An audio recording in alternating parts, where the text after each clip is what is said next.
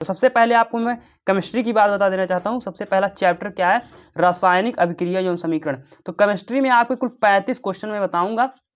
तो इस चैप्टर से आपको केवल 10 क्वेश्चन तैयार करने, इस चैप्टर से केवल कितने क्वेश्चन तैयार करने, 10 क्वेश्चन तैयार करने। आपके 2 मार्क वाले क्वेश्चन, 5 मार्क वाले क्वेश्चन, सभी क्वेश्चन आपके क्या हो जाएंगे बाबू, एकदम यहाँ से डिट्टो, यहीं से पेपर आपका छपेगा। अगर आपको ऐसा लगता है कि ये जो मैं क्लास बना रहा हूँ, ये जो क्लास है ये बेफजूल है, तो आप क्या करिए बाबू, एक चैप्टर का केवल एनालिसिस करिए, जाके अनसॉल्व लीजिए और एक चैप्टर का एनालिसिस करिए, तो आपको पता चलेगा कि कहाँ से ये सारे क्वेश्चन बोर्ड एग्जाम पूछता है। तो चलिए क्लास स्टार्ट करते हैं। सबसे पहले आप लोग को पहला क्वेश्चन मैं बता देना चाहता हूँ कि पहला क्वेश्चन आपसे क्या पूछता है कि संयोजन या योगात्मक अभिक्रिया किसे कहते हैं। ये क्वेश्चन बहुत ज्यादा इंपॉर्टेंट है, काफी बार रिपीटेड क्वेश्चन है, आपके बोर्ड एग्जाम में हर साल आता है, तो इस क्वेश्चन को आप जरूर तैयार कर लीजिएगा। दूसरा क्वेश्चन देख लीजिए क्या है, वियोजन या अपघटन अभिक्रिया किसे कहते हैं। ये भी क्वेश्चन बहुत ज्यादा इंपॉर्टेंट है, इसे आप लोग बिल्कुल तैयार कर लीजिएगा। तीसरा क्वेश्चन आपका पूछ लेता है कि विस्थापन अभिक्रिया किसे कहते हैं, या फिर कभी कभी एग्जामिनर जो आपको भटकाने के लिए क्या पूछ लेता है कि प्रतिस्थापन अभिक्रिया किसे कहते हैं। तो इसलिए इस क्वेश्चन को आप जो है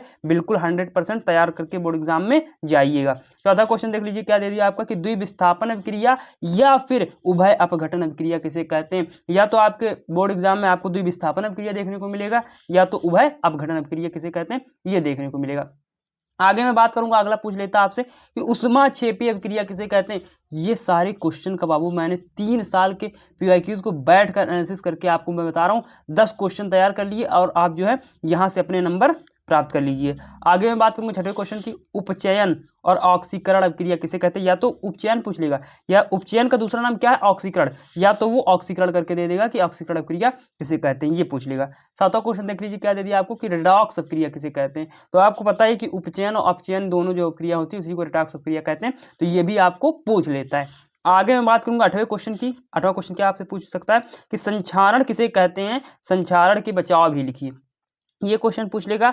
और अवक्षेपण अभिक्रिया किसे कहते हैं, ये क्वेश्चन भी आपसे बोर्ड एग्जाम में क्या करता है बाबू, पूछ लेता है। ठीक, तो चलिए आगे बढ़ते हैं बाबू, आगे देख लेते हैं। तो यहां से मैंने आपको क्या कहा बाबू, 9 क्वेश्चन ये हो गए और एक क्वेश्चन आपको 10वां में बता देना चाहता हूं। 10वां क्वेश्चन आता है आपका क्या भैया, बैलेंस संतुलित करने के लिए आपको जो है रासायनिक अभिक्रिया दे देगा, यानी कि कोई ना कोई आपको रिएक्शन दे देगा, उसमें आपको उस रिएक्शन क्या करना पड़ेगा बाबू, बैलेंस करना पड़ेगा। तो ये 10 क्वेश्चन यहाँ से बनते हैं। तो ये बैलेंस करना है कैसे रिएक्शन को, इसको कैसे मैं बताऊंगा। तो इसको जब इन सारे क्वेश्चन को जो मैं बता रहा हूँ, ऐसा मत सोचिए कि खाली ये क्वेश्चन मैं बता रहा हूँ, अभी मैं इस क्लास में पूरे इंपॉर्टेंट जितने भी क्वेश्चन हैं सब बता दे रहा हूँ, उसके बाद इन सबका आंसर मैं 1 बाय 1 करके एक एक क्लास में आपको देता रहूंगा। तो चैनल को जरूर सब्सक्राइब करके रखिए। तो आगे बढ़ते हैं बाबू, अगला देख लेते हैं चैप्टर नंबर 2 को, अम्ल क्षारक एवं लवण, इस चैप्टर का नाम है। यहाँ से आपको क्या पढ़ना बाबू, यहाँ से आपको 6 क्वेश्चन ही तैयार करने, इसके अलावा आपको कुछ तैयार करने की जरूरत बिल्कुल भी नहीं है। ठीक, तो पहला क्वेश्चन देख लीजिए क्या दे दिया आपको, अम्ल एवं क्षारक की परिभाषा दी। बहुत सारे स्टूडेंट कहेंगे कि भैया ये क्वेश्चन कहाँ से पूछता है, ये तो क्वेश्चन पूछता ही नहीं है कि अम्ल क्या है क्षारक क्या है, तो पूछता नहीं। लेकिन आपको मैं बता रहा हूँ ना, आप पीवाईक्यू उठा के देखिए, आपको एक सेट में ये अम्ल और क्षारक की परिभाषा पूछ लिया है। कभी कभी ऐसा लगता है कि जो चीज़ें आसान होती है वो नहीं आएंगी, लेकिन एग्जामिनर ये जानता है कि बच्चे जो हैं जो रिपीटेड क्वेश्चन उसको ही ज़्यादा पढ़ेंगे, तो इसलिए कभी कभी वो आसान चीज़ें दे देता है जिसपे बच्चे थोड़ा सा भी ध्यान नहीं देते, तो इसलिए आप इसको जरूर पढ़ के जाइएगा। दूसरा क्वेश्चन देख लीजिए क्या दिया आपको कि पीएच मान क्या है, आपको पीएच मान की वैल्यू बतानी है, तो पीएच का क्या मतलब होता है वो बताना है, और दैनिक जीवन में पीएच का क्या महत्व है, या फिर इसी शब्द को घुमा के पूछ लेगा कि दैनिक जीवन में पीएच का क्या उपयोग है, इसको आप बताइए। तो ये 2 क्वेश्चन आपके यहां से बन जाते हैं। अगला क्वेश्चन देखते हैं क्या दे दिया आपका, उदासीनीकरण अभिक्रिया क्या होती है बाबू, उसको आप बताइए। ये भी क्वेश्चन आपके 2 मार्क में हमेशा पूछे जाते हैं। आगे मैं बात करूंगा आपके 4 मार्क के क्वेश्चन, धावन सोडा या धोने के सोडे का रासायनिक नाम और अणुसूत्र लिखिए। या तो आपको एग्जामिनर धावन सोडा देगा, या तो इसी का नाम बदल के धोने का सोडा पूछ लेगा, तो आप कंफ्यूज बिल्कुल भी मत होइएगा, क्योंकि ये दोनों इसी के एक नाम है। ठीक, तो रासायनिक नाम पूछ लेगा और अणुसूत्र पूछ लेगा। ठीक है, आगे मैं बात करूंगा 5वें क्वेश्चन की। 5वां क्वेश्चन क्या पूछ सकता है आपके कि खाने का सोडा या फिर इसी का एक नाम है बेकिंग सोडा का रासायनिक नाम लिखिए और उसके अणुसूत्र बताइए, और इसके निर्माण की प्रयोगशाला विधि भी लिखिए कि खाने का सोडा कैसे बनाया जाता है प्रयोगशाला में, उसको बताइए, और उसके रासायनिक गुणधर्म, और जो खाने का सोडा होता है इसके क्या क्या रासायनिक गुणधर्म है इसको बताइए, और इसके 2 उपयोग भी लिखिए आप। ठीक, तो ये आपका भैया 5 मार्क का क्वेश्चन बन जाता है बाबू, 5 मार्क आपसे पूछ लेता है, तो इससे जरूर तैयार करके जाइएगा। आगे मैं बात करूंगा 6ठे क्वेश्चन की।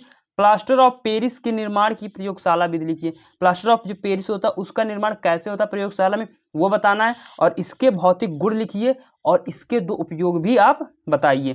तो ठीक, तो यहाँ से आपको इस चैप्टर से केवल यही 6 क्वेश्चन तैयार कर लेना, बाकी और कुछ पढ़ने की जरूरत बिल्कुल भी आपको नहीं है। आपके साइंस में मैं ये 100% श्योरिटी गारंटी तुम्हारा भाई लेता है कि तुम्हारे 90% स्कोर जरूर होंगे बाबू। अगर आपको ऐसा लगता है कि यहाँ से क्वेश्चन नहीं फंसेंगे तो मैं आपको ये श्योरिटी देना चाहता हूँ कि आप अभी जो इस क्लास को देख रहे हैं इस क्लास को सेव कर लीजिए, और जब आप अपना प्री बोर्ड में अच्छा स्कोर करेंगे ना तो हमें इस क्लास के नीचे कमेंट करिएगा भैया आपने तो प्री बोर्ड में पूरा क्वेश्चन यहाँ से छपा दिया, तो आपने जो क्या करेंगे आप बोर्ड में भी ये क्वेश्चन जरूर ही आएंगे। ठीक है, तो चलिए आगे बढ़ते हैं। आगे देखते हुए चैप्टर नंबर 3 पे आ जाते हैं।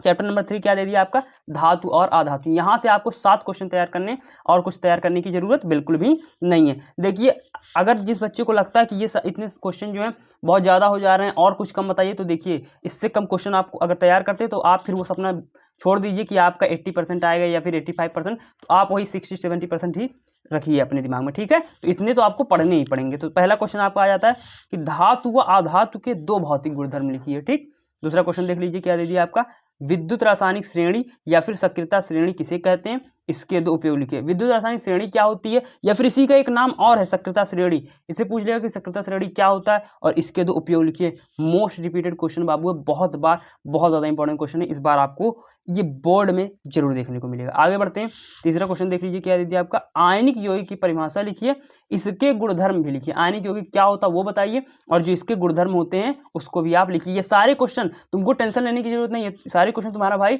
कराएगा बाबू इसी चैनल पे। ठीक है, आगे बात करता हूँ मैं चौथे क्वेश्चन की, खनिज और अयस्क में अंतर बताइए। ये भी बहुत ज़्यादा इंपॉर्टेंट क्वेश्चन हो जाता है आपके बोर्ड एग्जाम में। पांचवा क्वेश्चन देख लीजिए क्या दे दिया आपका, निस्तापन एवं भर्जन में अंतर क्या होता है, इसको बताइए। छठा क्वेश्चन देखते क्या दे दिया, गालक एवं धातुमल की परिभाषा दीजिए, बहुत इंपॉर्टेंट क्वेश्चन है बाबू।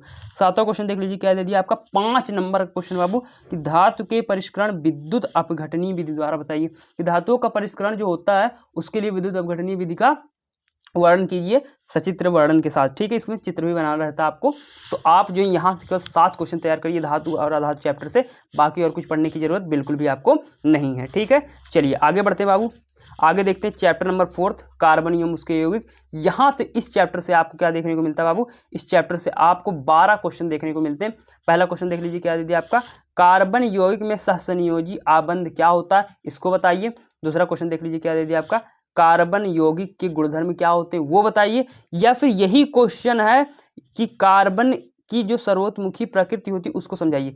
या तो आप कार्बनिक यौगिक का गुणधर्म बता रहे हैं तो वही सेम आंसर लिखना है, या तो आप कार्बन की सर्वोत्मुखी प्रकृति के बारे में बता रहे हैं कि उसकी प्रकृति क्या होती है, उसको भी यही आंसर लिखना है। ठीक है, तीसरा क्वेश्चन देखते क्या दे दिया आपका, कार्बन की चतुष्फलकीय प्रकृति को समझाइए। ये क्वेश्चन बहुत ज्यादा इंपॉर्टेंट क्वेश्चन है, आपके बोर्ड एग्जाम में देखने को इस बार मिल सकता है। आगे मैं बात करता हूँ चौथे क्वेश्चन की, संतृप्त हाइड्रोकार्बन एवं असंतृप्त हाइड्रोकार्बन में अंतर को समझाइए। ठीक है, ये जो सारे क्वेश्चन आपको दिख रहे हैं ना बाबू, ये पिछले 3 साल के PYQs का एनालिसिस करके मैंने जो क्या किया बाबू लिखा है। ठीक है, तो अगर आप चाहते हैं कि ऐसा लगता है आपको कि ये सारे क्वेश्चन जो है कहाँ से मैं बता रहा हूँ, तो आप भी वही एनालिसिस कर सकते हैं। आप एक आध चैप्टर का एनालिसिस करिए, उसके बाद आपको पता चल जाएगा कि इस क्लास को बनाने में जो है कितनी मेहनत लगती है। ठीक है, चलिए आगे बढ़ते हैं, 5वें क्वेश्चन देख लेते हैं क्या दे दिया आपको, सजातीय श्रेणी की आप क्या करिए परिभाषा लिखिए, सजातीय श्रेणी क्या होती है इसके बारे में बताइए। आगे बढ़ते हैं, छठा क्वेश्चन देखते हैं क्या दे दिया आपका, दहन अभिक्रिया क्या होती है इसको आपको बताना है। सातवां क्वेश्चन देख लीजिए क्या दे दिया आपको, हाइड्रोजनीकरण क्या होता है इसको बताना है।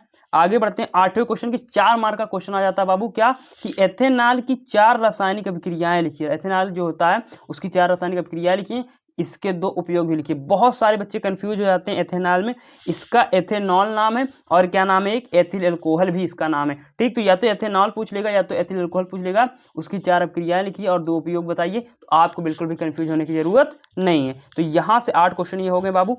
आगे मैं बात करता हूँ अगले क्वेश्चन की, तो अगला क्वेश्चन आप लोग देख लीजिए। 9वां क्वेश्चन आपका क्या आ जाता है बाबू, 9वां क्वेश्चन ये रहा आपके सामने कि एथेनॉल अम्ल एस्टिक अम्ल के रासायनिक गुणधर्म लिखिए, इसके 2 उपयोग भी लिखिए। ठीक है, जो एथेनॉल अम्ल होता है, जो एस्टिक अम्ल होता है, इसके रासायनिक गुणधर्म आपको लिखना और इसके जो 2 उपयोग होते हैं उसके बारे में भी बताना है। 10वां क्वेश्चन देख लीजिए क्या दे दिया आपको बाबू, 10वां क्वेश्चन दे दिया कि भौतिक एवं रासायनिक गुणधर्म के आधार पर एथेनोइक अम्ल और एसिटिक अम्ल में अंतर बताइए। भौतिक और रासायनिक गुणधर्म, एथेनोइक अम्ल का भौतिक गुणधर्म लिखिए, एसिटिक अम्ल का भौतिक गुणधर्म लिखिए। एथेनोइक अम्ल का रासायनिक गुणधर्म लिखिए, एसिटिक अम्ल का रासायनिक गुणधर्म लिखिए, उसी के आधार पर अंतर बताना है। 11वां क्वेश्चन देख लीजिए क्या दे दिया, बहुत बार मोस्ट रिपीटेड क्वेश्चन है बाबू, साबुनीकरण पे संक्षिप्त टिप्पणी लिखिए, ये आपके टिप्पणी में पूछ लेता है। ठीक है, देखिए मैंने सब कुछ कवर कर दिया, जितने मैंने क्वेश्चन बताए सब कुछ मैंने कवर कर दिया।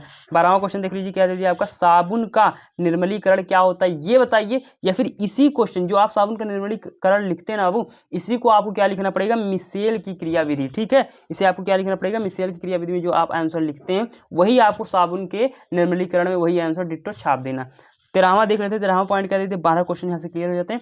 रिएक्शन, जो आपके रिएक्शन इस चैप्टर से आते हैं, और जो आपका IUPAC वाला नाम वाला है उसको देखिए मैंने लिख रखा कि उसको मैं अगली क्लास में जब इस चैप्टर के मैं आंसर लेकर आऊँगा तो वहीं पर मैं इसको भी कवर कर दूंगा।